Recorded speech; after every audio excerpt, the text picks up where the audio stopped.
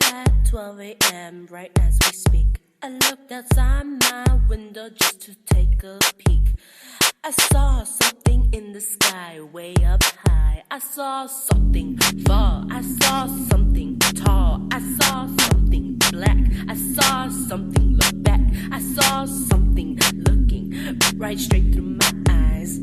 I wasn't high, I was scared. Something freaky looking at me, looking like he was grunting at me. And he's behind those trees, he was just looking at me. Whoa, wait, you know what I think it was? It was the Mothman. Picture yourself driving down a dark road with your friends. You've had a lovely double date and we're just going to take a nice long drive home. It's night, so it's hard to make out most landmarks, but you know the area and are familiar with what surrounds you. Suddenly, you see a tall figure standing beside the road. It has 2 red, glowing eyes that shine in the headlights. When you try to speed away to safety, you notice that it doesn't run fast, but it's kind of awkward, and it suddenly takes to the sky like a helicopter. You find yourself hitting 100 miles per hour in an attempt to escape, but it just easily glides through the air, keeping pace with you as you enter the safety of town. It soon turns its 10-foot wingspan and disappears into a nearby field. This is exactly the tale told by Roger and Linda Scarberry and Steve and Mary Millette on November 15, 1966, when they encountered the Mothman.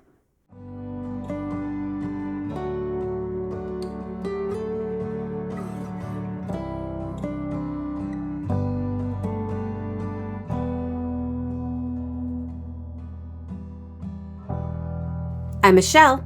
And I'm Beth. And this is Folkloric.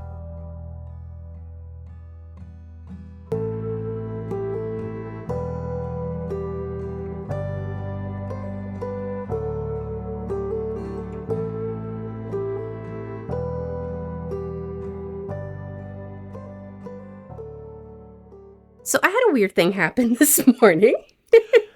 Yeah, you called me very early in the morning while I was at work. Yeah, so I was going to work, and I was on a part of our road, the road that I take to work, which is a main highway. Well, we should say we live in the Appalachia area. Yes, and again, this is a main highway that I take to work, and it just happened to be the part of it that is very dark. And it's 6:30 in the morning. There are people on the road. Sure. So there was nobody behind me. And then suddenly there was a truck behind me. And this truck was pretty much on my ass, which is why I noticed it. Right. But then I noticed that its lights kept going off and coming back on. So they were flickering, not flashing, but they were going, not even daytime running lights, completely dead and then back up. So again, you can logic it by saying, well, maybe they had an electrical issue, which is most likely the problem, is they had an electrical issue and they pulled off to the side of the road. Right. But at 6:30 in the morning, on very little sleep and only 1 cup of coffee, my brain did not go there.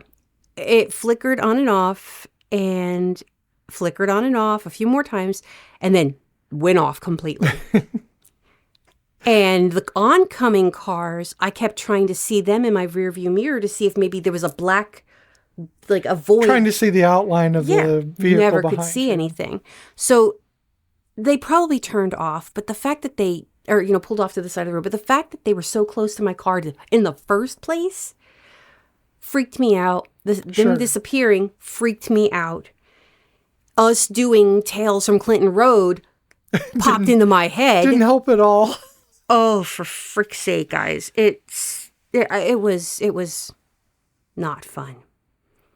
I think there's no easier way to wig yourself out than to know what is out there and to know that more things could be. Oh, exactly. Exactly. And again, we live in the Appalachian area. We're in the mountains. Yeah. So we tend to, being in the exposed bones of the mountain, we tend to see a lot of things. Yes. And so, and I know that they have said that this isn't true, but I like to still stick to it. Again, it depends on which, party you're a part of. But I love to believe the people who say that the Appalachian Mountains are older than bone because they were here before the dinosaurs. Again, I don't know how true it is because I know there's a whole faction of people who are saying that that's not true. But I've been told that my whole life, so I like to believe it. And so, yeah, the mountains are older than bone. And to me, that makes them a pretty damn creepy place. Because when you have something that's that old, that it's so... It's seen a lot of things. It's seen a lot of shit, guys, okay? I literally had to tell somebody today. I mean, granted, in their defense, they were not born here. And they didn't live here their whole entire life. They're recent, like in the past, like maybe 5 or 6 years, transplants. That, you know, the like rules we of, are. We've been here a bit longer. Right, we've been here longer, but we're transplants. Oh, definitely. Yes. I have the slight benefit of my Nana living out down here and picking up a lot of ins and outs. I know she did because otherwise I wouldn't know the things I did. But I had to give them, the rules of Appalachia. You don't whistle at night outside in the woods. I did whistle in the house earlier, but I wasn't thinking. You shut all your shades at night. Don't look outside if you can help it because you don't know what might be looking in. And when you are outside during the day, you can look at the trees, but don't look into the trees. Right. If you hear someone call your name, no, you didn't. If you hear a baby cry, no, you didn't. Don't follow lights. Don't follow lights. If you hear whistling, no, you didn't. If you see an animal in your backyard that looks slightly off, not rabid, but just slightly weird, eyes wide, panting, just there's something awkward about it, gives you a funky vibe that's not just, oh, that's a wild animal. It probably isn't. Go back inside. Don't make eye contact. I mean, you rabies did not alone is a good reason. Rabies alone, yes. But I'm just saying, you didn't see it. Right. Oh, and if you hear a voice in your house, that sounds like somebody that you did not see that or hear that at all. Okay, I could go on for days about Appalachia. We need to talk. But that's not what we're talking about. No, we are today. not. Though West Virginia is in the Appalachians, right? Question mark. Yeah. Okay. I thought so, but my brain just went no. So yes, we're talking about the Mothman. Thank you, Mothman. Yeah, so we're talking about the Mothman, the man of the moth, the shiny butted one. Yeah, let's go touch the butt. Because, there's a statue. The statue. It's got the booty, man. It's got the juicy enough people booty. have touched its butt that is very shiny on its butt. And it has a very... juicy booty. It has a very sculpted butt. It just does. So you were talking about, in the introduction... Yes. The Scarberry Millet encounter. Yes. Which included 4 people who endured this whole thing. Mm-hmm. But there are others. There are many others. This was the first reported one.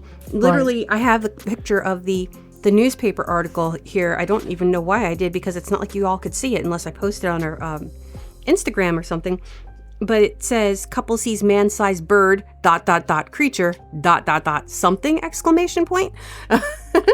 Well, and that was in 1966. In yes. fact, it was November 15th. Yes, but 3 days earlier, on November 12th, 1966, 5 workers were digging a tomb at a graveyard near Clendenin, West Virginia. Sorry. They were alleged to have observed a man-like shape fly low from the trees. It went over their heads, and they described it as a quote-unquote brown human being with wings. And all I could think of was racist. But they dismissed the whole event as a trick of the light, or they're just, being in a crypt. I don't know. But they just said, maybe we're just losing our minds. So they didn't report it until they saw the news article from the couple. There are earlier suggestions that there are much earlier connections to Shawnee stories. but I do not want to cite those because those are not our traditions. Yes. And to attach that cryptid to their mythology, yes, is a bad thing. It's not part of. I don't want to attach it to the Thunderbird tradition. No. But it does set kind of like the unicorn precedent, where so many different cultures have the unicorns in them. Mm-hmm. Well, the Mothman has some attachments to those types of things as well. Yeah. So you can maybe extrapolate different traditions with having a Mothman-like creature in it, mm-hmm. in a different form, perhaps. So the TNT area, do you know what that is? No. It's an industrial Gothic theory that is going around. It was formerly the West Virginia Ordnance Works, and it had massive amounts of chemicals during World War II stored in it. And the exposure to those toxins could have caused hallucinations or even mutated like local wildlife, like barn owls. And I did read that in one of my notes. It does say that a crane, they thought maybe it was a mutated crane because of the red eyes. And cranes are known to inhabit that area. Mm-hmm. So it is a migratory area, sorry. But then we have like the grief harbinger theory. There's a lot of theories on how the Mothman started or how it began. This is after what I was talking about was the Silver Bridge collapse. Yes, which is so. What is your first exposure to the Mothman? Personally? Yes. So, like, when did you first hear about it? I don't know if I can pinpoint a certain time. It's kind of like, when did you first hear about unicorns? I think it's just something that just kind of like happened. Okay. It's probably in the 90s.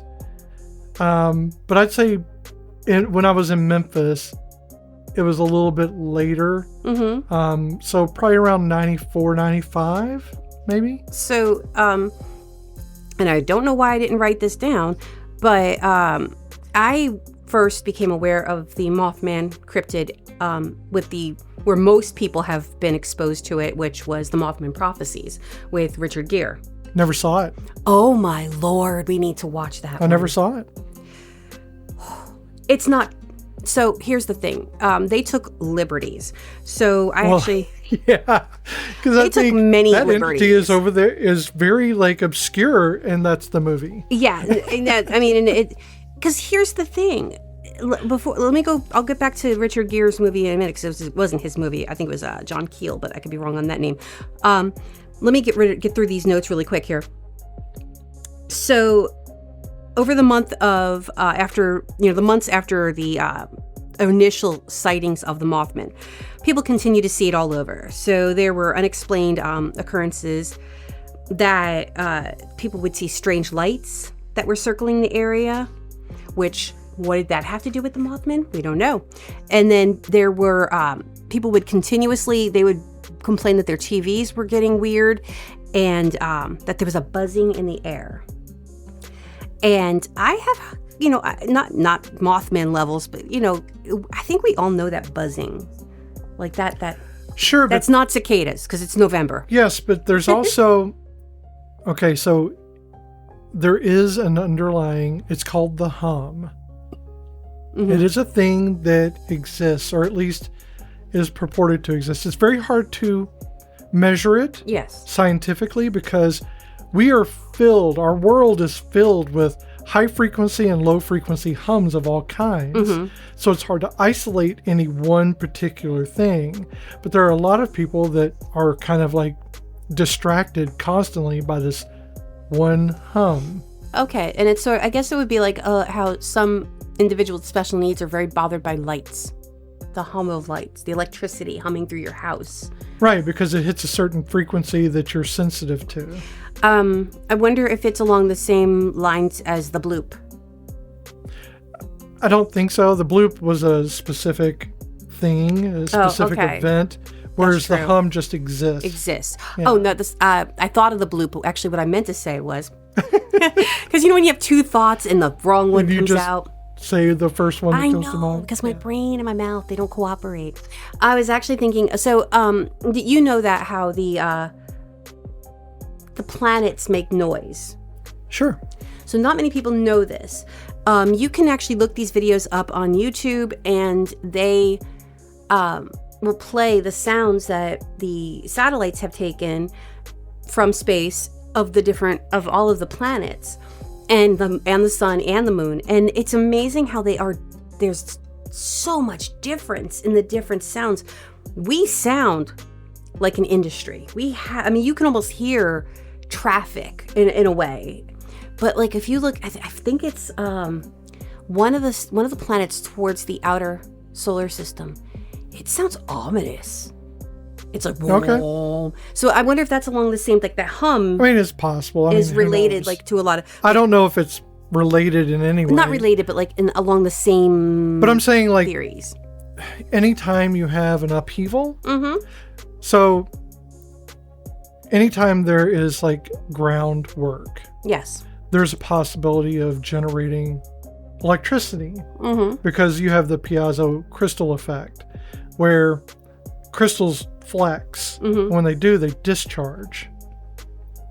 And when they do that, you could get things like eerie lights. And these are at a time where our industrial complexes were really striving at full capacity. Oh, yeah. I mean, we had a lot of industry. We had a lot of strip mining, stuff like that. Yeah, because we hadn't fully grasped the damage that we were doing. I mean, I'm grasping at a lot of things that will explain this. Oh, yeah, no. But I'm also saying that anytime you disturb an area, there's a possibility not only of, logical, natural things, there are also possibly supernatural things that are also stirred up. Yeah, because again, we live in the Appalachian Mountains. Shit's gonna get stirred. Well, you're gonna piss the Sith off. I mean, yeah. You're just gonna Cthulhu's gonna rise, motherfuckers. Well, I'm saying, you're going to have, the Shi or the Sith. Yeah. They're going to, be disturbed as well. I mean, anytime you change things, you're changing the idea of the unchanging's pattern. True. And they don't like that. No, they don't. Not without any type of either. I mean, if autistic people don't like it, I can guarantee you a lot of supernatural things the don't like it. Fae aren't gonna fuck with it. So it's. I think that maybe the Mothman might be a result of some of that, because it might be.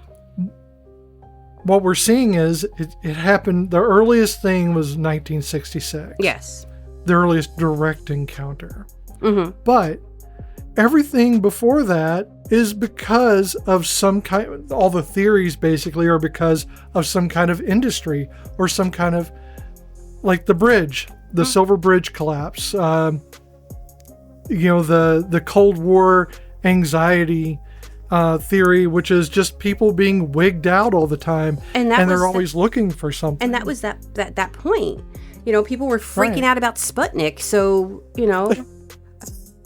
Yeah, I mean, right now, as we are speaking, the fear of drones. Mm-hmm. People are afraid of drones. They see something in the sky, they just automatically think someone's spying on them from another country or something. It's a little bit crazy. But if you step it back in time to the point of where people are seeing the Mothman in 66 or 67, you're seeing, like, at the height of Vietnam and that nuclear paranoia that's happening, is that people are getting wigged out about things that may be watching them that they don't have control over. And that's a logical fear too. Sure. And again, the TV set's going weird, and the buzzing, that kind of, to me, that goes hand in hand with that, because we also didn't understand a lot about, so a lot of supernatural phenomenon. I've watched a lot of these ghost shows.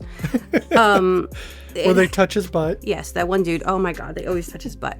But they find that sometimes when it's not a haunted house, but the family's seeing stuff, it's because their electrical panels aren't done right, and they're getting residual effects that are feedback, and it's causing hallucinations. So, in 66, we are at this point where, like you were saying, this industrious turn, really, and a lot of new industries, but a lot of environmentally destructive industries. Well, we have a lot of plastics. I mean, we had plastics in the 30s, 40s, oh yeah, and 50s, but it's getting like hot. But it became, there were new polymers being invented. There are a lot of things happening all at once. We had the space race. Mm-hmm. We had a lot of things happening all at once.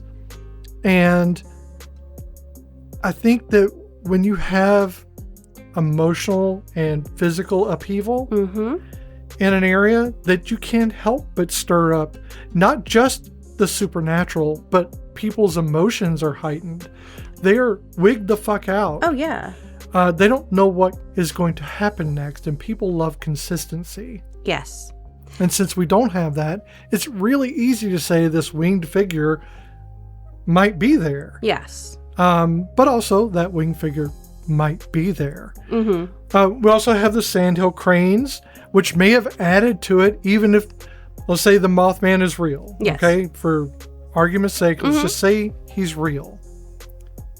But also you have sandhill cranes that are real, and sandhill cranes move around quite a bit for migration. Mothman's real. And so if they're moving around and they have red markings around their eyes and stuff like that, then, and they have the shrieking and stuff, it is entirely possible that added to the sighting. Definitely. And the anxiety. So again, let's go back to 1966. So the other strange things that were happening in You don't want me to do the our time machine sound. Wayne's World. I don't have Wayne's a mute. World. I don't have a mute for the time machine. I know. You'd think I'd have the technology.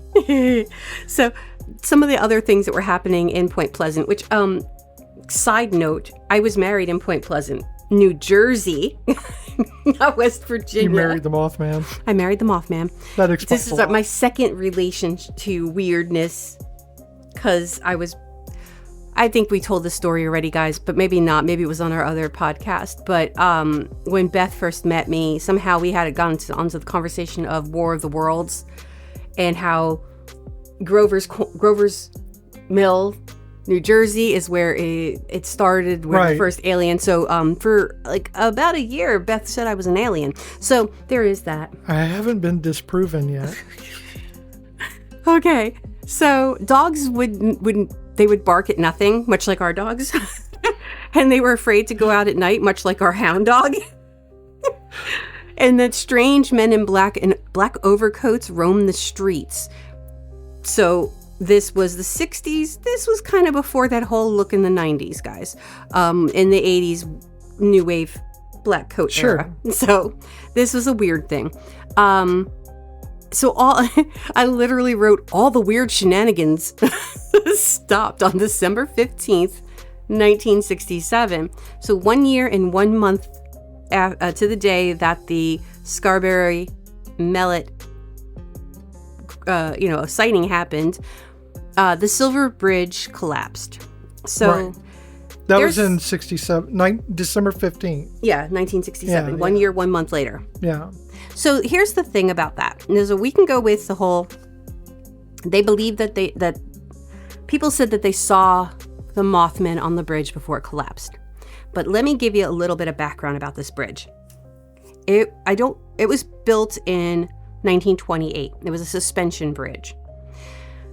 It was named after its aluminum paint, silver. But this bridge is part of Route 35. Just remember Route 35 later. Just keep that in mind too. But Route 35 over the Ohio River, and it joined Point Pleasant, West Virginia to Gallipoli. I never can say that right. It's Gallipoli, Ohio, and not Gallipolis. I could be wrong, but I'm going by. No, I think you're right. The name of the other place that's called Gallipoli, spelled the same. So it was December. It was rush hour. People were trying to get home. People had gone Christmas shopping. Now remember, this was built in 1928. This bridge was built for Model T cars. and possibly some wagons.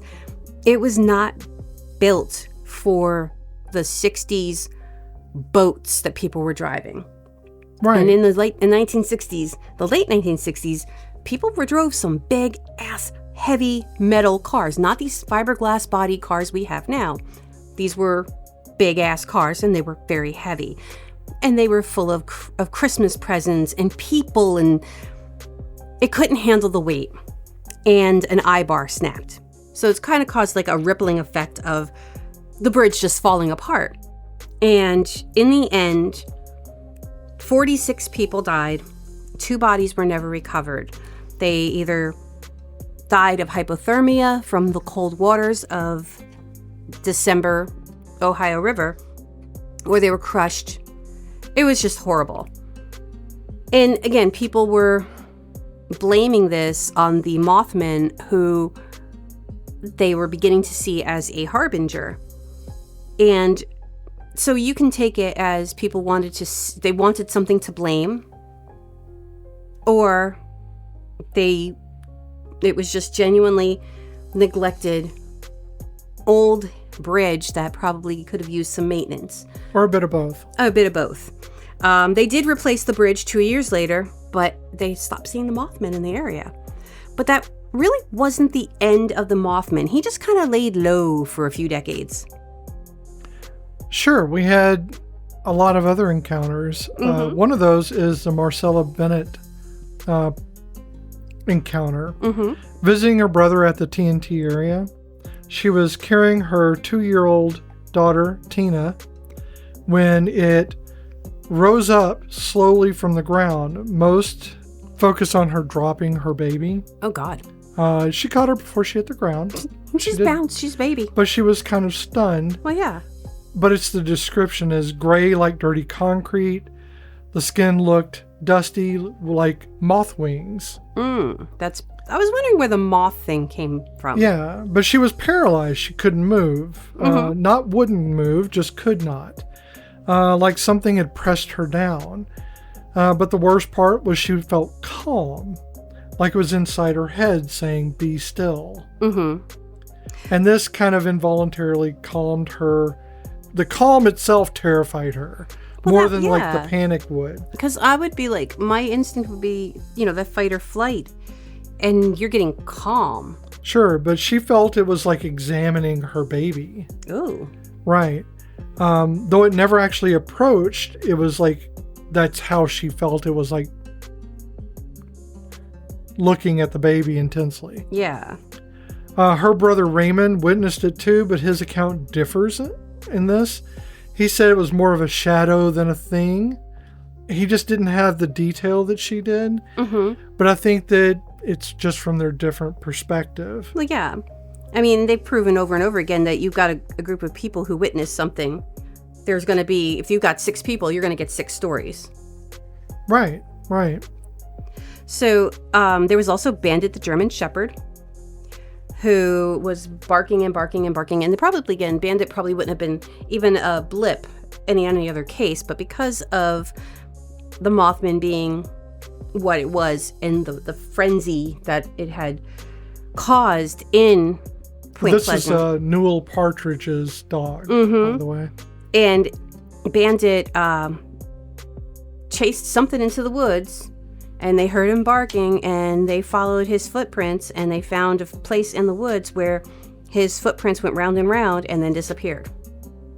So they don't know if the Mothman took him or something else did. I like to think he found a pet that day. I think so. I think Bandit the German Shepherd and the Mothman are living happily ever after. Yeah, he's just got a pet now. Yeah. So Mary Heyer, she was a journalist with the Athens, Ohio Messenger, and she kind of found herself like covering all of these different strange Mothman encounters. And her first article that she wrote was called Winged Red-Eyed Thing Chases Point Pleasant Couple Across Countryside. And she wrote that in 1966 on November 16th. So the next day she was like on it, okay? So she ended up working with paranormal journalist John Keel, and he wrote the Mothman Prophecies. which was then, so it's 2002. I did write it down. So the nonfiction record was of the weird crap that was happening in Point Pleasant.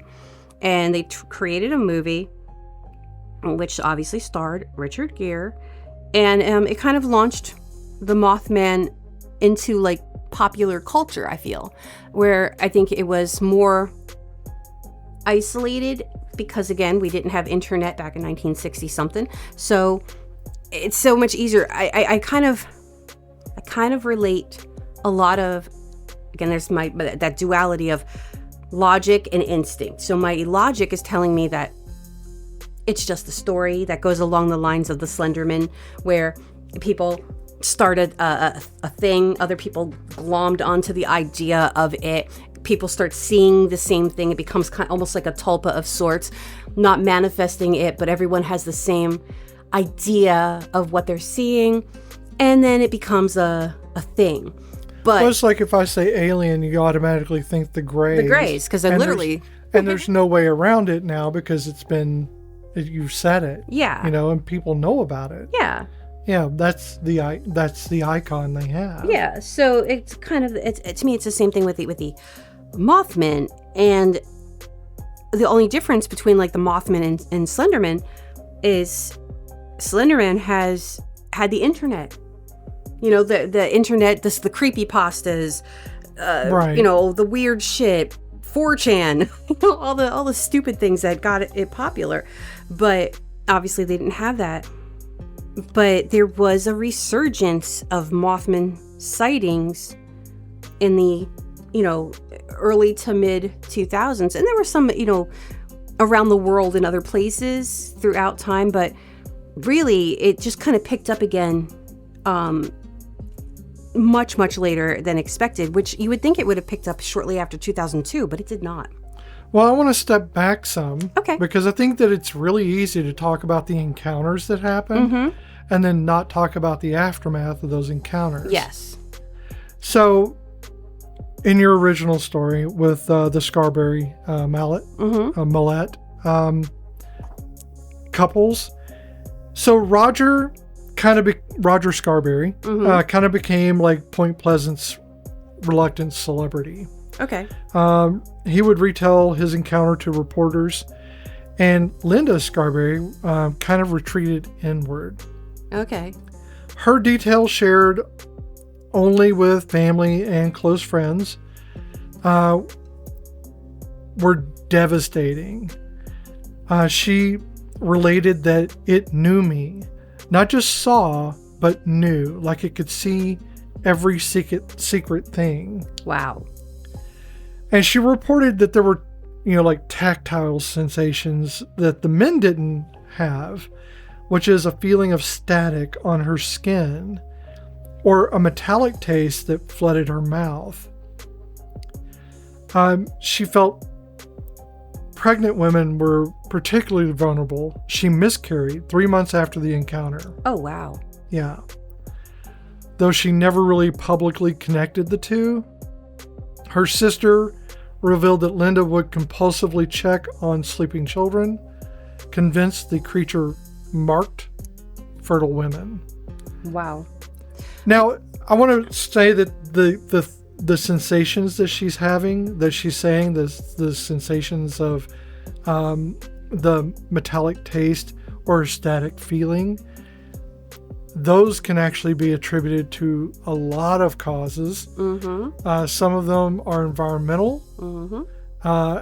And one of those would be all the chemical dumping in the TNT area that we just talked about. That they were taking a joyride through. And, and also radioactivity can make you feel warm. It can make you feel staticky. Oh, yeah. It can also give you a metallic taste in your mouth. It is possible, I'm not saying that it did, but it's possible that they unknowingly were irradiated. Oh, is TNT a Superfund site? I do not know. Okay. I do not know that. I know that it's 8,000 acres of abandoned bunkers, like concrete igloos and contaminated ponds. Wow. It probably is I just didn't look. I probably should have looked more closely into that. I mean, you know how I am with the super funds. Sure, but it is kind of like, acid ponds that steam, Oh, God. It's a pretty horrifying place. Not that they're in it, but they were, Mothman's been known to be in that area. Yeah, and they were driving through it, and also...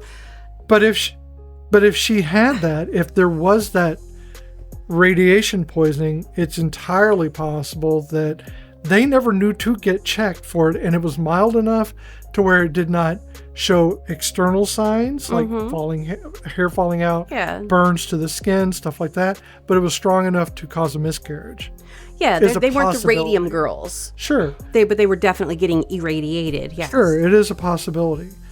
But so there are these, and Mary Millette, she gave like one newspaper interview, and then she went completely silent.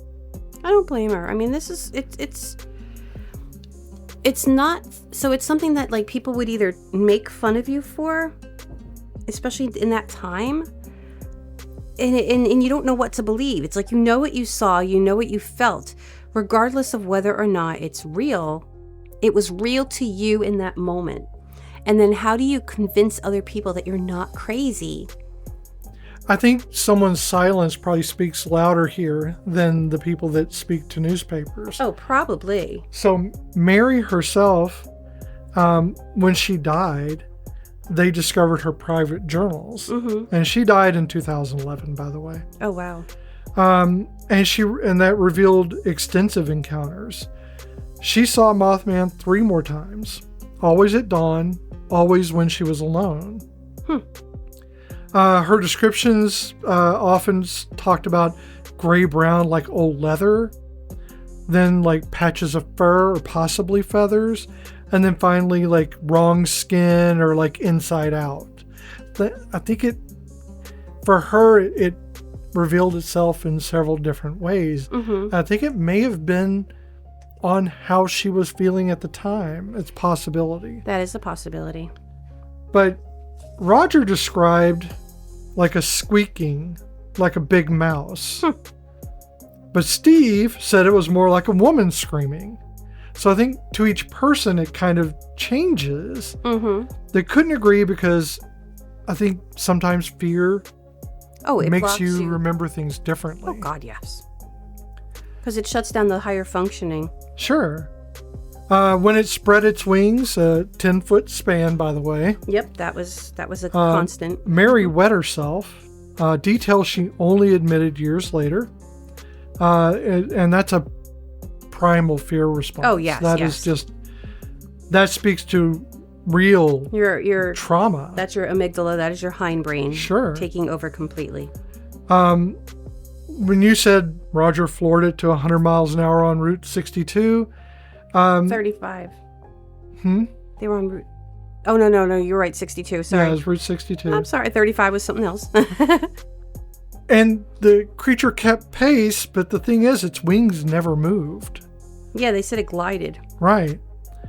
And so Linda was pressed against the passenger door and watched it through the rear window, and it wasn't even trying, like it was a cat playing with a mouse. Mm-hmm. That's the impression she got.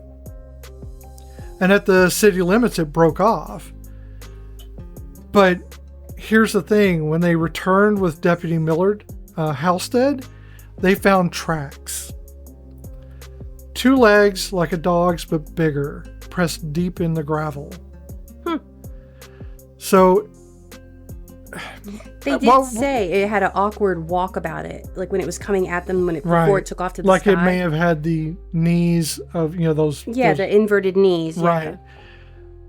Yeah. I think it's important to remember that when we're talking about cryptids or any mythology, that the people that encounter them are real people who were alive and had dreams and hopes and lives, and they had kids or they had loved ones. These are real people, so we shouldn't really look at this as like entertainment so much as we should look at this as perhaps a discovery of the events. we should look at this as a historical marker for even if it's not real, these people suffered. They did, because nobody, I can't say nobody, because there are the people who are out there hunting down cryptids and supernatural entities, but the average person who that is not their dream, they just want to live their life, they encounter these things and it does change everything.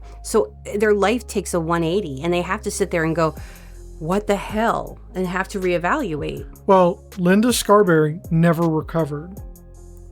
She woke screaming about red eyes at her window. That's how she would wake up.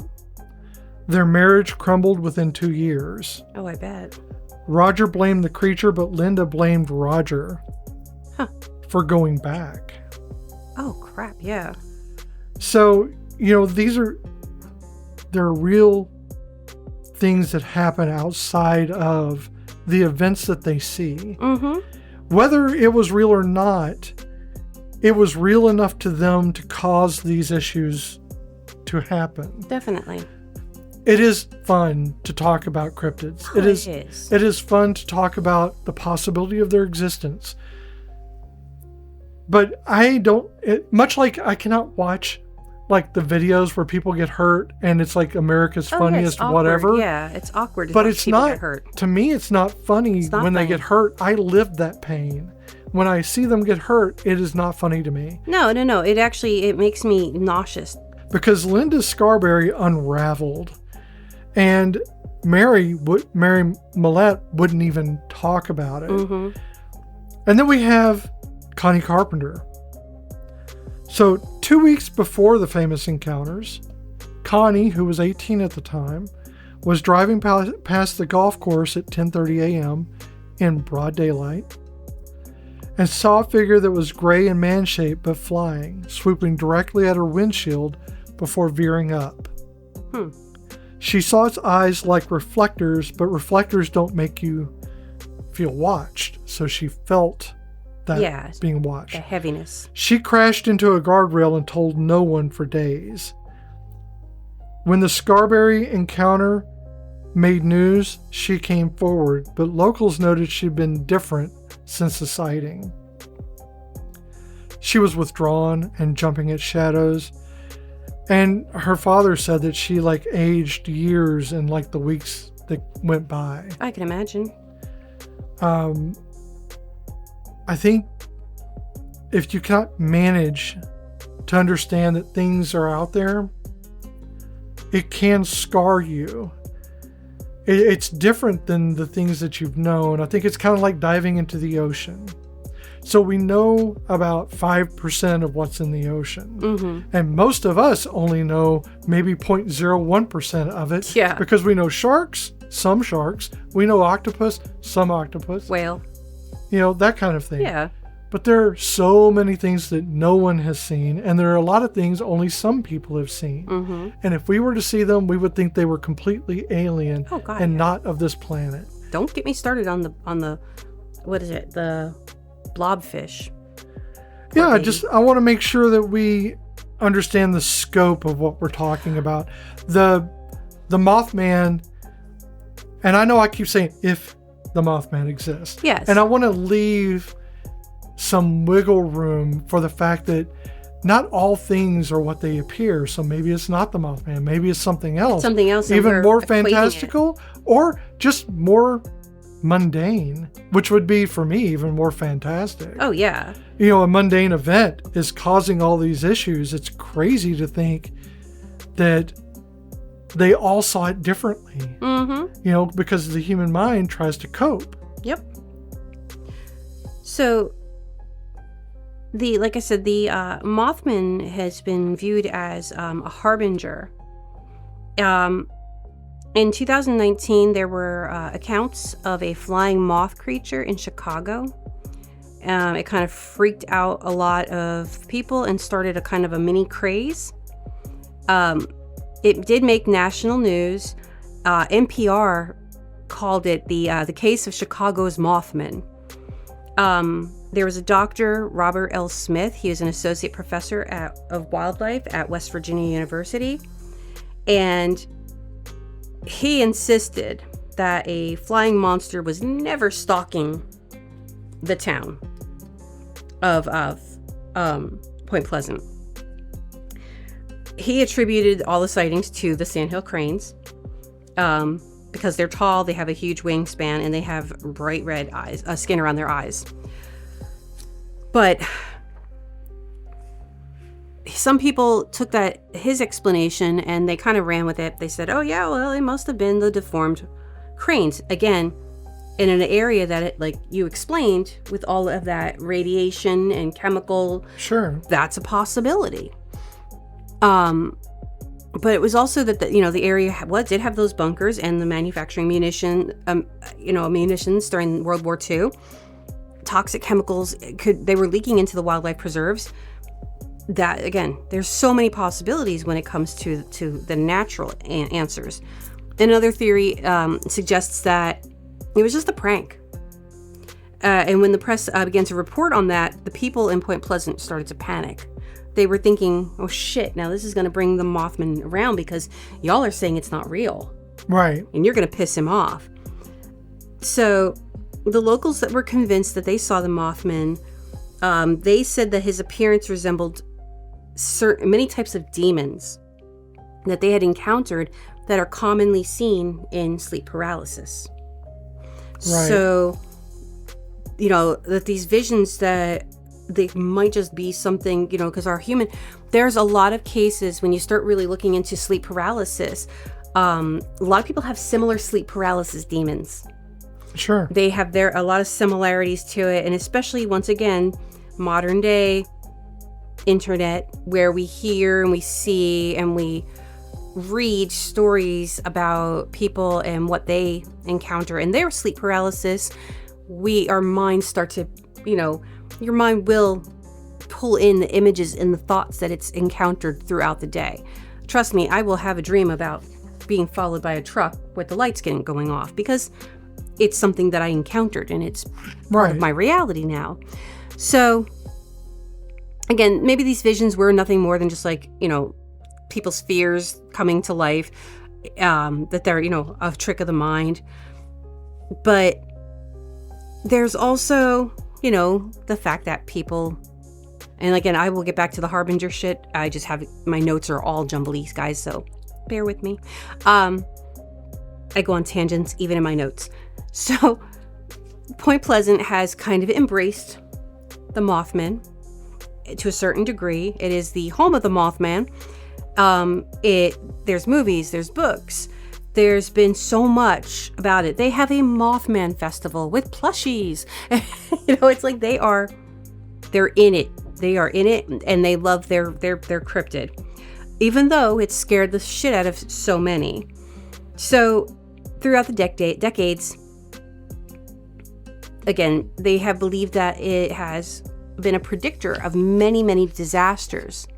So you'll have, he was seen standing on top of the newly constructed bridge before a disaster that happened in Minnesota on I-35. So that to me is messed up. That kind of coincidence, two bridges, both on I-35. Yeah, two different states, but still I-35. Apparently he was seen before the 9/11 attacks. There was a sighting of him near Fukushima before the nuclear disaster in Japan. In 2016, a man had seen he had recently moved to Point Pleasant, and he had seen a man jumping from tree to tree. That was very similar to the original reports, but he said he was unaware of the legend before he moved into that area. There was a sighting of him supposedly in Chernobyl right before the explosion of the nuclear plant. A mine collapse in Germany. Some witnesses have come forward with modern reports and photographs. There were ones in Pennsylvania in the 1980s and in 2017. And like you had mentioned, there was a particular string of, or no, maybe you didn't mention this one, the string of child disappearances in West Virginia. They also believe that had something to do with the Mothman, which kind of goes along with what you were saying about him being kind of tied to the children. Sure. There was another one in a Georgian newspaper, so it's a Russian one, but it's kind of like a UFO sighting that they think that had something to do with it. And also they believe that he was seen in 1999 before the Russian apartment bombings in Moscow. So, believe what you want to believe. The Mothman gets around. He has a timeshare everywhere. And, there's a lot of sightings and a lot of belief that he is telling, he lets people, so maybe he's not a bad guy. As I said before about the physical sensations, there were women that reported specific bodily changes that the men did not. And those were menstrual disruption, like missed periods or severe cramping, hair loss in patches, persistent metallic taste, electric sensations during thunderstorms, Ew. spontaneous lactation in childless women. And, this Dr. Morgan had treated 7 women for these symptoms and diagnosed mass hysteria, which is the most annoying diagnosis ever. But the women hadn't discussed their symptoms with each other because they didn't know each other. Yep. And they discovered the commonalities only later. Yeah. So, again, these symptoms, all to me, being from military foundation in nuclear energy or nuclear weapons, Yes. speak to radiation poisoning. Some acute, some not. It just depends on how bad, but none of these have the burns, or they're not reporting they are reporting hair loss. So to me, it just sounds a lot like there are some physical things. It doesn't mean the Mothman's not there. It means, well, it's possible the Mothman is radioactive. Yes. Or there's a radiation issue that no one diagnosed at that time, which would be weird because you would think they would be ready for something like that in the 60s. You would think. So let's just assume some of our listeners don't know this. And the reason why the word hysteria pisses us off is, if you know your basics of medical terminology, hystero is uterus, it is female, but mostly it is the uterus. So if you think about hysterectomy, you're going to be removing the uterus. Hysteria is basically uterine crazy. So the uterus is making you crazy. You own a uterus, you're going crazy. Female, yeah. So hysteria has been a diagnosis for women. It's a lazy diagnosis. It is a lazy diagnosis, and it has been used against women, especially when in the days of the asylums, to have women locked up. Like the 60s. Yes. Husbands used it as their way to get rid of a wife that they didn't want to be bothered to divorce, but they wanted to get rid of her. Hysteria. She read too many books. She was hysterical. And a lot of these women shutting down, like they don't want to discuss this stuff, is entirely possible because they do not want to be stuck in an insane asylum. Oh, definitely. And they don't want to be forced out of society just because they encountered something they can't explain. The men didn't have that issue. No. The men didn't have to worry about being called crazy because for them it's just a cool encounter or an encounter that you have to obsess on. Yeah. But they're not going to be called hysterical. No. They're not going to even...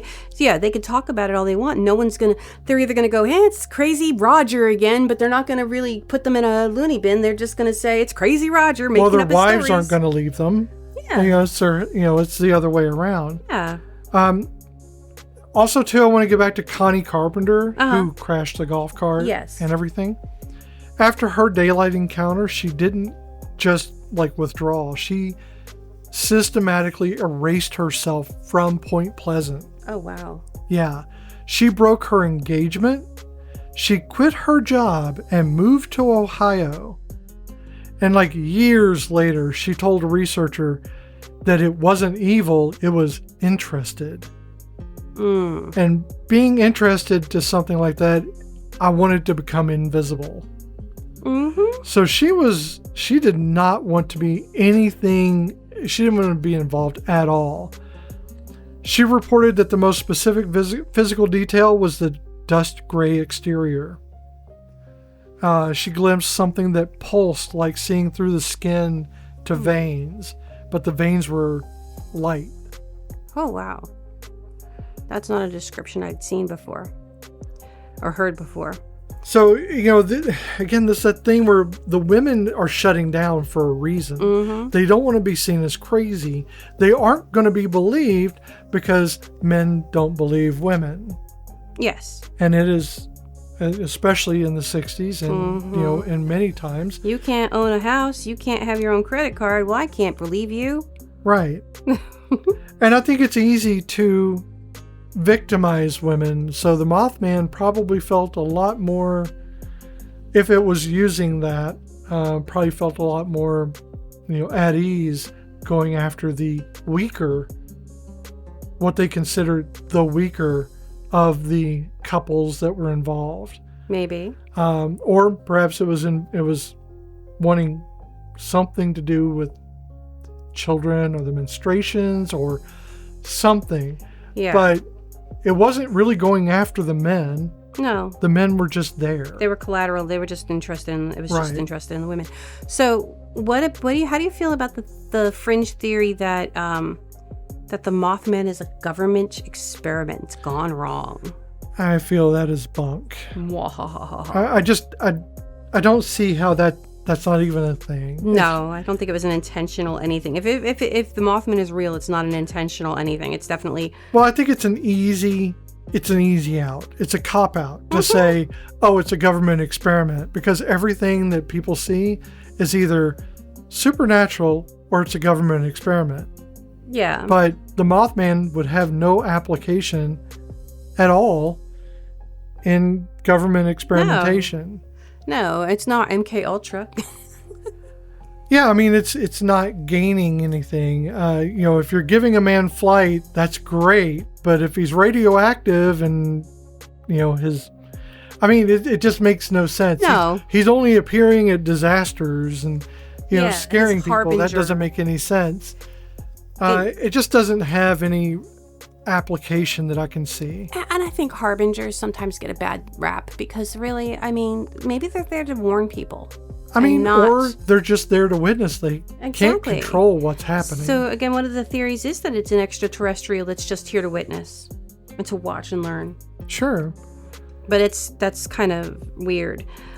So how do you feel about the commercialization of the folklore? I literally wrote down next to the cryptids, Bigfoot.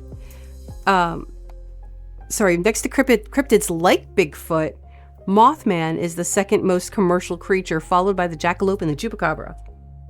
True. It is.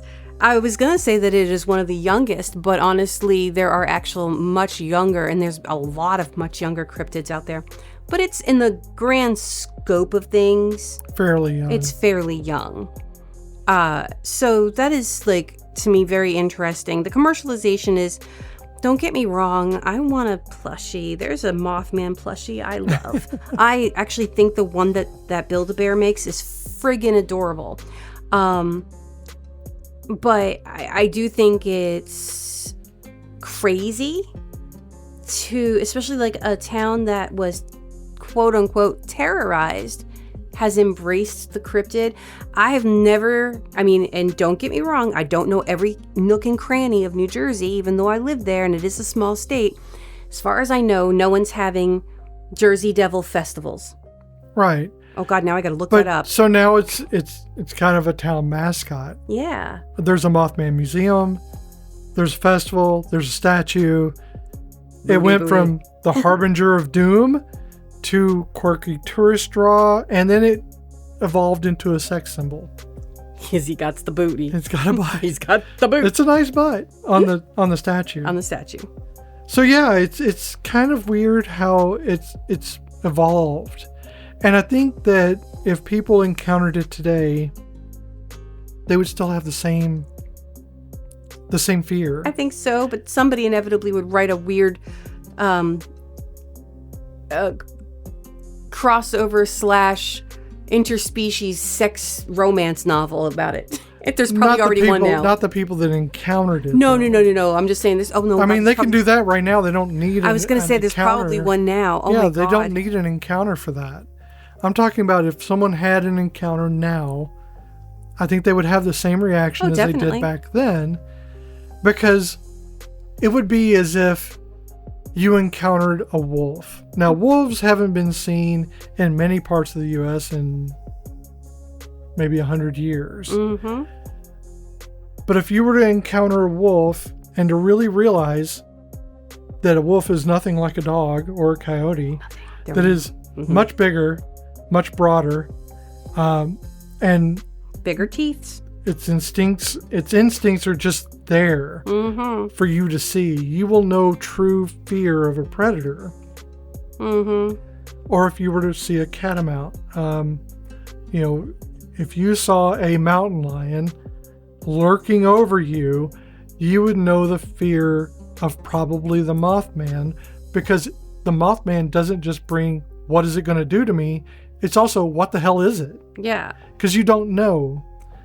You have no idea what it wants. Well, I didn't know that we had panthers in these woods. I mean, oh yeah. To me, a panther is something you see in the tropic. Like a jungle, like a rainforest. We have buzzards. Buzzards. I can imagine that, but it was not too. I mean, I'd say a few years ago that I even knew that there were panthers in these woods, in these mountains, because to me that doesn't make sense. In my brain, I'm picturing a panther should be in the jungle.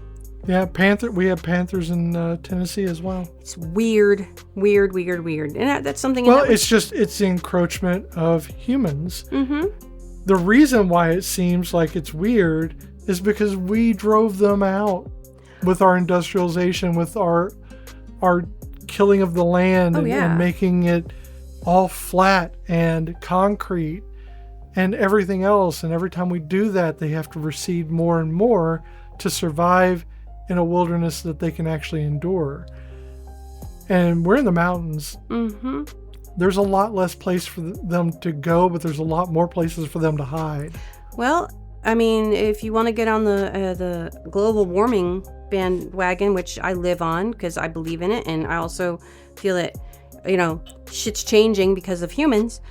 Again, where do you picture armadillos? You think desert. But we have armadillos up here because of global warming, people. Because global warming has warmed our mountains up to the point where armadillos are coming here during the summer. And that's messed up. So I think it's weird that a lot of the sightings are different for men than they are for the women. Yeah, that's very weird. There's like a gender geography to it. So like women are seeing the Mothman near water sources. Like laundry areas back then. Yeah. Or wells. Or twilight hours. During like those domestic transitions and stuff. And then like spaces between like property lines, porches, gardens, stuff like that. But men are seeing them only in very specific circumstances that have nothing to do with that. Yeah. It's just weird that the Mothman seems to be really going out of its way to encounter women. It really is. And I keep coming back to that because I keep seeing this exampled throughout all of this. The men are seeing it, sure, and they get excited about it, but they're not getting such a clear view of it. And they're not the focus. No. The women are focused. The women are the ones who are dealing with the aftermath. And that could be the gender roles or the patriarchal culture that we live in which the men are a lot more free to have those encounters. But I think it's also just a result of the creature itself. Well, I mean, if the way you have described their encounters, the women's were very crisp and very detailed, and the men's were very shadowy and very vague. Right. Well, it's like some of them even report feeling sorry for the Mothman. Like Louise Cole felt like it was like a mother missing her children. Wow. And Patricia Richardson thought it was lonelier than anything should be. Wow, that's sad. Anna Clarkson thought that it was dying, not sick dying, but end dying, like the last of something. Okay, now I really am sad for the Mothman. I don't know that I'm sad for the Mothman so much as I think that it evokes the thing it needs to in order to keep you there. Maybe. A fly trap doesn't catch a fly by scaring it to death. It kind of pulls it in with scent and promises of sweets. So other than Bandit, I didn't see any other abductions by the Mothman in my research, but that doesn't mean that they didn't exist. I did not see either. I only saw that one, so I think he just got a pet. I think he did. I think he was just lonely and he needed a puppy dog. I don't know that there weren't. I certainly can't say that there was. Mm-hmm. Oh, we have Tom Uries. He had a daylight encounter with the Mothman. I'd just throw out a man here for once. Yes, woohoo! So on November 25th in 1966, really early in this whole sighting scenario. Yes. A shoe salesman driving to work sees it in a field near Route 62. His description varies pretty crucially. Mm-hmm. It was definitely brown, not gray, and the wings, they looked wrong, like they were on backwards. And as it lifted off, his car died. Not sputtered, it just died completely. Oh, ew. When it passed overhead. Tom said that he felt pressure like before a storm and his ears popped. And then the car started immediately after it passed. He called in sick and never returned to that area again. Called in sick for life. I mean, holy heck, man. I mean, there are a lot of things. I mean, and I guess if you're saying a 10-foot wingspan, can certainly feel like a pressure difference. Mm-hmm. If it's flapping its wings over you. Also, it could be that it isn't flapping its wings, that its wings are merely a way for it to convey itself, like you said, gliding, but it's not gliding. No. It has propulsion of some kind. So let's say it's pushing against the ground in some way. Whether it's jetpack. Well, whether it's by magic or something, but it has to push against the ground. Well, if it does that, then it could cause a downward pressure that would cause a pressure like before a storm and cause his ears to pop. So that is a possibility. I mean, there are a lot of possibilities in the world, but that's one of them. Yeah. He was scared, but he wasn't scarred for life. He went back to work. He just called in sick that day. He just didn't go back there because that seemed scary. And he saw it in pure daylight with no other ill effects. Yeah. So that's just, I mean, I'm so torn because I kind of want to compare a lot of the behaviors that people have towards the Mothman to be very similar to the people who follow Bigfoot and try to find Bigfoot. There's a lot of similarities. Seems easier to do that, yeah. It does. But I mean, it seems like there's such a similarity, like just the obsession with it. I don't know about if people actually go actively looking for the Mothman, where we know people actively go looking for Bigfoot. Well, the search for Bigfoot. Yes. There's no search for Mothman that I know of. I still don't know why people have, why the Bigfoot thing is really popular around here. So I can explain some of that. Okay. The reason, and one of the reasons why Mothman probably doesn't have a lot of people searching for it, is because Mothman is more mystical in nature. True. It is more alien in nature, whereas Bigfoot is more nature-based. Bigfoot is part of the land. Bigfoot is part of the culture of the land.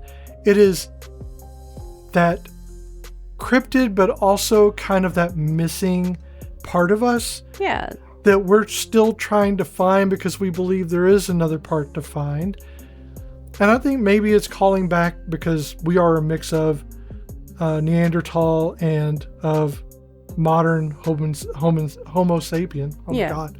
Modern Homo sapien. We are a mix of those things, or many of us are.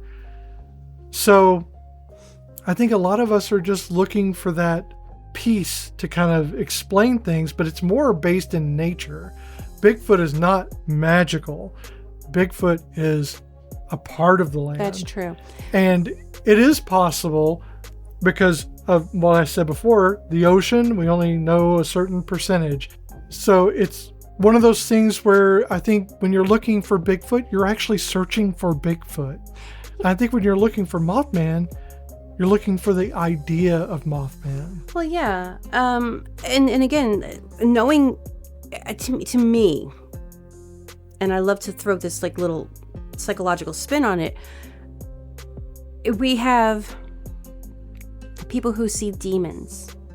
They see various types of demons, and then that what if it's an angel? There have been angels that have been harbingers. We don't know what angels really look like. We think they look kind of human. Even the Bible tells you though they don't look human, but they can come in many guises. Forms. Some have many eyes. Yeah. And some are as big as a Chrysler. Looking at you, Castiel. So looks like a beholder in D&D. Yes. So I mean, there are so many different. There's a lot of theories, and the Mothman is just always going to be one of those ones that I'm going to be fascinated with. So that is the Mothman. Okay. Well, you summed it up nicely. I did. That was the Mothman. That's the Mothman, and that's all there is. Bye now. Bye. No. Again, I don't know. There was just. It's always been one of my favorites, and again, we got to watch that movie. I have to say, it's never been one that I really cared that much about. It's just interesting, and I think it's because of the movie. Sure. There's another movie, a movie series that I think emulates the Mothman in many ways. And I didn't realize that until this moment, until we were talking about the Mothman on this episode. And it's the series Jeepers Creepers. Have you ever seen that? It's a horror. No. It's a monster horror movie. And there's several of them. I think we should watch that one time. Okay. It is scary, but also it's not. I like it. I think it really kind of fits the Mothman in a lot of ways. It's not a moth creature, but it fits it in so many ways. But yeah, so let's leave you with this. The Mothman may or may not be out there, but real people were involved in this. So let's try to keep that in mind. I know I'm harping on that, but I think a lot of times we tend to get the mythology and the creature mixed in with the excitement of seeing them or the excitement of talking about them, and not having any empathy for the people who had to deal with the aftermath of those things. And I think it's great. I think if the Mothman exists, I think that's another fantastical thing. Oh yeah. I would love to know what motivates it. Oh, exactly. Is it a harbinger? Is it trying to help us? Is it neutral to us and just encountering us? Or does it have a malevolence? Exactly. And I think I need to add a Mothman plushie to one of my Amazon wish lists. Okay. I think you had that one marked before. I think I have. So this has been Folkloric. If you like what you heard and you have a tale or two to share, not just about today's topic, but any odd or scary story you'd like to hear us talk about, send us an email at folkloricpod@gmail.com or join us on Instagram and Blue Sky at Folkloric Podcast. Please make sure to follow and subscribe to Folkloric wherever you listen to podcasts. And check out our other podcast, Cozy Quilt Cinema. All right, bye now. Bye.